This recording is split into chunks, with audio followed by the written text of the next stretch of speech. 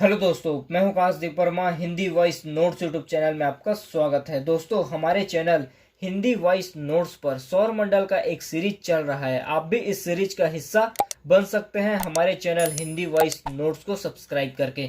दोस्तों, आज के इस वीडियो में हम लोग सौर मंडल के अंतर्गत सूर्य के बारे में पढ़ेंगे। तो चलिए वीडियो स्टार्ट करते हैं। देखिए, सूर्य सूर्य को सौर मंडल का प्रधान माना जाता है और सूर्य सौर मंडल का सबसे बड़ा पिंड है। सूर्य को सौर मंडल का प्रधान माना जाता है और सूर्य सौर मंडल का सबसे बड़ा पिंड है। देखिए, सूर्य का व्यास है 13,90,000 किलोमीटर, जो कि पृथ्वी से 109 गुना अधिक है। सूर्य का व्यास है 13,90,000 किलोमीटर, जो कि पृथ्वी से 109 गुना अधिक है। सूर्य का गुरुत्वाकर्षण बल पृथ्वी से 28 गुना अधिक है। सूर्य का गुरुत्वाकर्षण बल पृथ्वी से 28 गुना अधिक है। अगर हम सूर्य का गुरुत्वाकर्षण बल निकाले, देखिए पृथ्वी का गुरुत्वाकर्षण बल है 9.8 मीटर प्रति सेकेंड, तो इससे 28 गुना अधिक है, अर्थात गुणा 28। तो 9.8 गुणा 28 करेंगे तो हम लोगों को सूर्य का गुरुत्वाकर्षण बल मिल जाएगा। तो ये आपके लिए होमवर्क है, आप इसको निकाल कर कमेंट बॉक्स में कमेंट जरूर कीजिएगा। देखिए, सूर्य का वजन है 2 गुणा 10 की घात 27 टन। सूर्य का वजन है 2 गुणा 10 की घात 27 टन। देखिए, सूर्य में उपस्थित है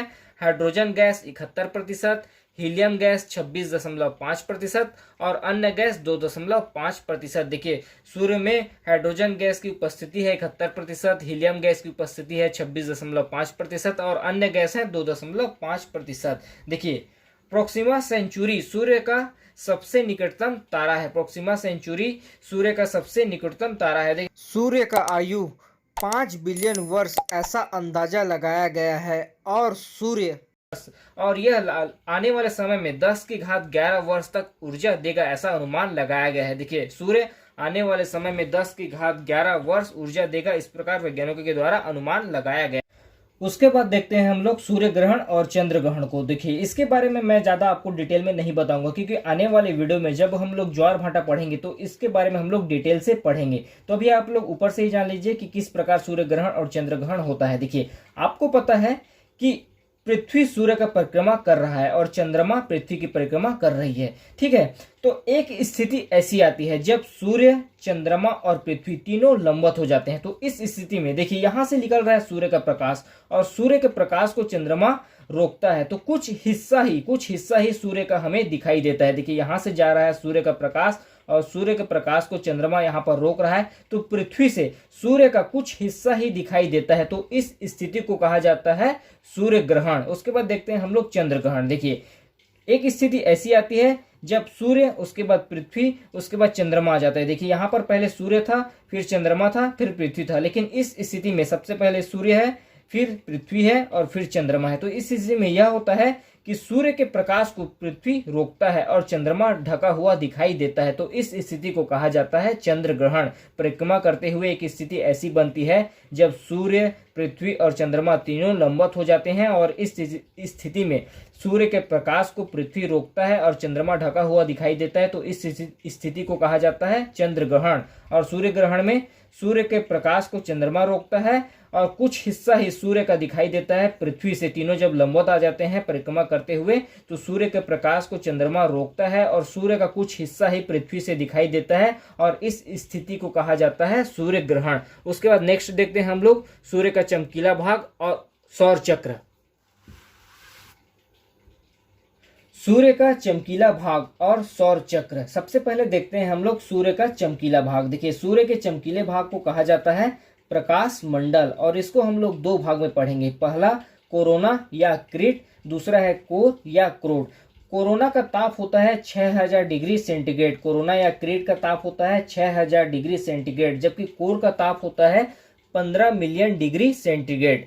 देखिए, ये है हम लोगों का सूर्य और ये वाला जो ऊपरी परत है, सूर्य का जो ऊपरी परत है, ये कहलाता है कोरोना या क्रीट और इसका ताप होता है 6000 डिग्री सेंटीग्रेड। और यह है सूर्य का मध्य भाग और इसको कहा जाता है कोर और इसका ताप होता है 15 मिलियन डिग्री सेंटीग्रेड। देखिए, सूर्य का जो ऊपरी परत है, ये वाला हिस्सा है, इसको कहा जाता है कोरोना या क्रीट और इसका ताप होता है 6000 डिग्री सेंटीग्रेड। और ये वाला हिस्सा है हम लोगों का सूर्य का मध्य भाग, इसको कहा जाता है कोर और इसका ताप होता है 15 मिलियन डिग्री सेंटीग्रेड। उसके बाद देखते हैं हम लोग सौर चक्र। देखिए, सूर्य में ऊर्जा का स्रोत है नाभिकीय संलयन। सूर्य में ऊर्जा का स्रोत है नाभिकीय संलयन। नाभिकीय संलयन के जरिए सूर्य में ऊर्जा उत्पन्न होती है। 2 हाइड्रोजन के अणु मिलते हैं, उसके बाद हीलियम गैस बनता है और साथ ही भारी मात्रा में ऊर्जा उत्पन्न होती है। देखिए यहाँ पर हो रहा है, सूर्य में नाभिकीय संलयन की क्रिया हो रहा है और भारी मात्रा में ऊर्जा उत्पन्न हो रही है।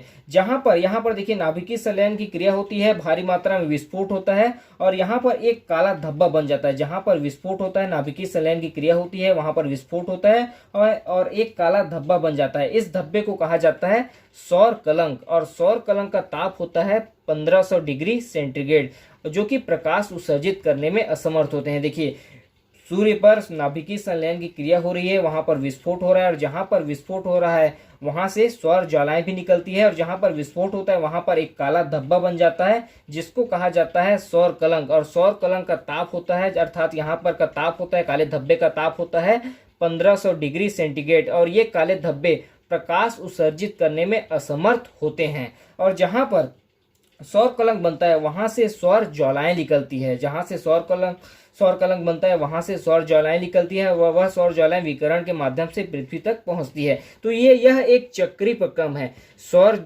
कलंक का बनना और सौर ज्वाला का बनना एक चक्रीय प्रक्रम है। जहां से सौर कलंक बनती है वहां से सौर ज्वालाएं निकलती है और जहां पर सौर ज्वालाएं निकलती है वहां से फिर सौर कलंक बनता है। तो यह टोटल चक्रीय प्रक्रम है। तो एक चक्कर पूरा होने में टोटल 22 वर्ष का समय लगता है। देखिए सौर ज्वाला से सौर कलंक से सौर ज्वाला बनने में 11 वर्ष, फिर सौर ज्वाला से सौर कलंक पुनः बनने में 11 वर्ष का समय लगता है। जहां पर सौर कलंक बनता है, नाभिकीय संलयन की क्रिया से विस्फोट होता है, ऊर्जा उत्पन्न होती है, वहां पर एक काला धब्बा बनता है, वहां से सौर कलंक निकलती है। जहां पर सौर कलंक बनता है वहां का ताप होता है 1500 डिग्री सेंटीग्रेड और वह प्रकाश उत्सर्जित करने में असमर्थ होते हैं। काले रंग के धब्बे दिखाई देते हैं जिसे सौर कलंक कहा जाता है और यह प्रकाश उत्सर्जित करने में असमर्थ होते हैं। यहाँ का तापमान होता है 1500 डिग्री सेंटीग्रेड और यहाँ से सौर ज्वालाएं निकलती है और जहाँ फिर से वह सौर कलंक की क्रिया होती है। तो टोटल यह चक्रीय प्रक्रम है। सौर कलंक से सौर ज्वाला बनना, फिर सौर ज्वाला से उसी स्थान पर सौर कलंक बना, एक चक्रीय प्रक्रम होता है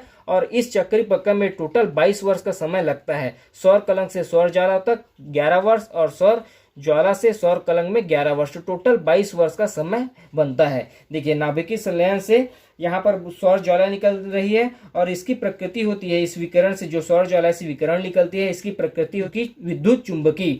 तो ये है पृथ्वी और पृथ्वी के ऊपर है वायुमंडल और यह वायुमंडल अलग अलग परतों में विभाजित है। सबसे पहला जो परत है वह है क्षोभ मंडल, दूसरा परत है समताप मंडल, तीसरा परत है मध्य मंडल और चौथा परत है आयन मंडल। तो यहाँ से सौर ज्वालाएं से निकल रही है सौर विकिरण और इसकी प्रकृति कैसी है, विद्युत चुंबकीय है। तो आयन मंडल में गैस अणु के फॉर्म में नहीं है, यहाँ पर गैस आयन के फॉर्म में है। आयन मंडल में जो गैस है वह आयन के फॉर्म में है, चार्ज पार्टिकल के रूप में है और ये प्लस माइनस के रूप में है। तो यह जब सौर किरण आयन मंडल में पहुंचती है तो इन आयनों से टकराती है तो यह चमकने लगता है और इस घटना को हम लोग पृथ्वी के उत्तरी ध्रुव और दक्षिणी ध्रुव से देखते हैं। जब सौर विकिरण आयन मंडल के आयनों से टकराती है तो वह चमकती है और इस घटना को हम लोग पृथ्वी के ध्रुवों से देखते हैं और इसको कहा जाता है ऑरोरा की घटना। जब इसको उत्तरी ध्रुव से देखते हैं, इस चमकते हुए भाग को हम लोग जब उत्तरी ध्रुव से देखते हैं तो उस घटना को कहा जाता है ऑरोरा बोरेलिस। जबकि दक्षिणी ध्रुव से यह घटना दिखाई देती है तो उस घटना को कहा जाता है ऑरोरा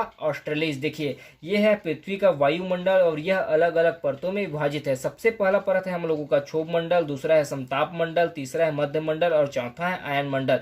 यहाँ पर गैसें अणु के फॉर्म में नहीं है, आयन के फॉर्म में है, चार्ज पार्टिकल के रूप में है और ये प्लस माइनस में होते हैं। और जब सौर विकिरण यहाँ से निकलती है, सौर ज्वाला से सौर विकिरण निकलती है और जब इन आयनों से टकराती है तो यह चमकने लगता है और जब चमकने लगता है तो यह घटना हमें पृथ्वी से दिखाई देती है। जब इस घटना को हम लोग उत्तरी ध्रुव से देखते हैं, उत्तरी ध्रुव से दिखाई देती है तो उस घटना को कहा जाता है ऑरोरा बोरेलिस और जब यह घटना दक्षिणी ध्रुव से दिखाई देती है तो इस घटना को कहा जाता है ऑरोरा ऑस्ट्रेलिस।